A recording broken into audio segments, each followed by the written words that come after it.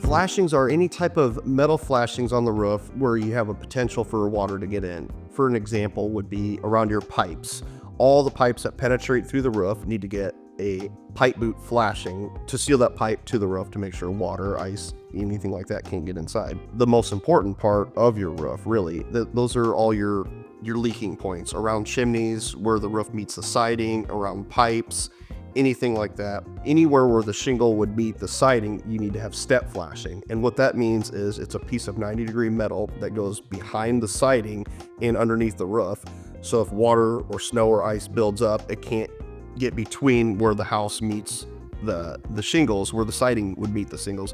There's going to be some flashing there. More than likely, if you have a leak in your home or commercial building for that matter, it's from a flashing. The first place we're going to look at is any type of penetration through the roof, whether that is a pipe, a curb, or where two different structures with different elevations meet each other where flashing is required. So the number one sign, of course, would be a leak. If you have water coming inside, that's what we're going to get up and look at on the roof first. Some other things you could look for is some contractors will leave those pipe boots and metal flashings even during a re-roof. That's not what you should do, because that roof should be on there for the next 20 to 30, possibly even 40 years. So if that metal flashing's already been on there for, from the previous roof, by the time it's ready to be replaced again, that metal could be, 60, 70 years old, and it's going to be rusted and falling apart and just in overall poor condition. So those are a couple things that we'll take a look at if you're concerned of any of your flashing points.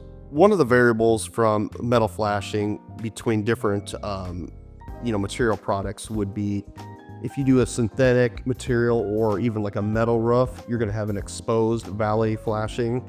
Versus if you do an asphalt architectural shingle, then you have options. You can do an exposed metal flashing, or you can have a metal, underneath your valleys, and the shingles can go right over top. So really, those are kind of the only two variances that would maybe change how we would do that install. And then it's going to come down to customer preference.